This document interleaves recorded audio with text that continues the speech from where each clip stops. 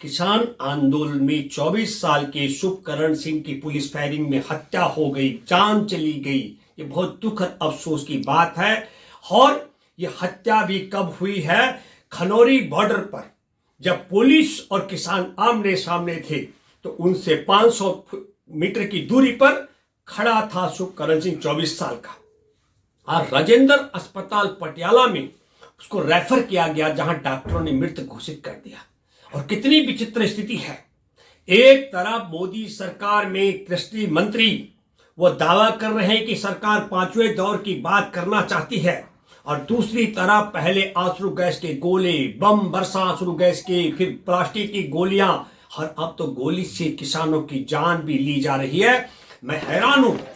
मैं देश के बड़े चैनल पर चर्चा में था अंजना ओम कश्यप के साथ, और तब अंजना ओम कश्यप ने कहा कि गोलीबारी के बाद जो है किसान पर लगने की बात एक अफवाह है। हरियाणा पुलिस भी दावा कर रही है खट्टर सरकार के बिहार पर कि हत्या का मामला फर्जी है, प्रकाश किया जा रहा है।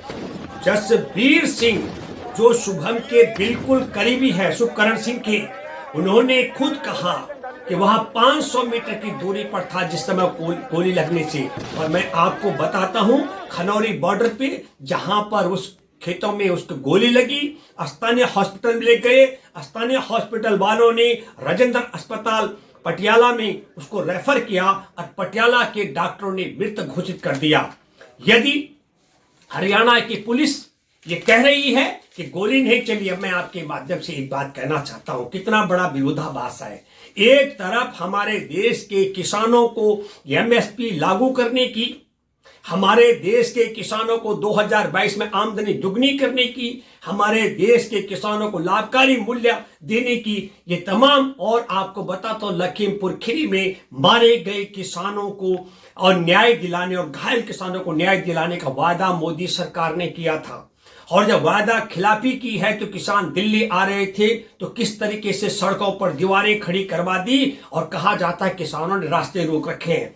और 4 दौर की बात हो गई, 5वें दौर की बात करने के लिए किसानों पर गोलीबारी भी कर रही है। तो इसकी तह में हमको जाना पड़ेगा।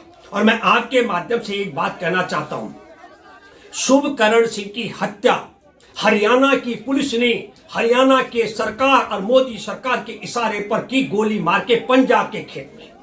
तो मैं भगवंत मान से अपील करता हूं, भगवंत मान, अगर तुम ईमानदारी के साथ में अपने मुख्यमंत्री के दायित्व का निर्वाह कर रहे हो तो सबसे पहले शुभकरण सिंह की हत्या का मुकदमा दर्ज करो मनोहर लाल खट्टर पर, नरेंद्र मोदी पर और अमित शाह पर, क्योंकि इनके इशारे पर फायरिंग करके शुभकरण सिंह की हत्या कर दी गई, पंजाब में गोली दाग करके।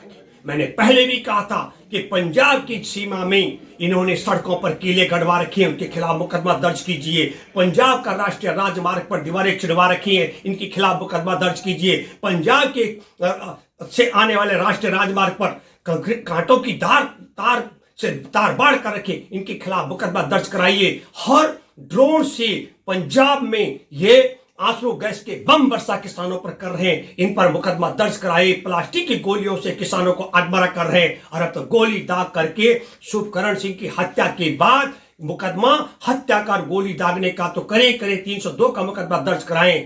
और यह पूरे देश और दुनिया में नजीर बनने वाली है कि नरेंद्र मोदी एक तरफ हमारे देश के किसानों को राजधानी दिल्ली में कदम नहीं रखने दे रहे हैं, आने नहीं दे रहे हैं, दूसरी तरफ वार्ता की बात कर रहे हैं, और तीसरी तरफ हमारे देश के किसानों पर आंसू गैस के बम और गोलियों से उन किसानों को मार रहे हैं। और पंजाब का मुख्यमंत्री बेशर्म की तरह, चुपचाप धृतराष्ट्र की तरह, ना तो बमबारी करने वाले, ना गोलीबारी करने वाले, ना रास्ता रोकने वालों के खिलाफ मुकदमा दर्ज करा रहा है। तो ऐसे में लगता है कि नरेंद्र मोदी के साथ में मिली भगत शायद भगवंत मान भी कर रहे हैं। यदि भगवंत मान नहीं कर रहे हैं, मैं अपील करता हूं पंजाब के तमाम किसानों से, दूध का दूध और पानी का पानी हो जाएगा। शुभकरण सिंह की हत्या का मुकदमा यदि भगवंत मान दर्ज नहीं कराता है नरेंद्र मोदी, अमित शाह और मनोहर लाल खट्टर के खिलाफ, तो यह माना जाएगा कि यह मिली भगत है। किसानों की हत्या, किसानों पर बम बरसर, किसानों को रोकने का षड्यंत्र दिल्ली केंद्र की सरकार के साथ साथ मनोहर लाल की सरकार में भगवंत मान भी पंजाब का मुख्यमंत्री शरीक है।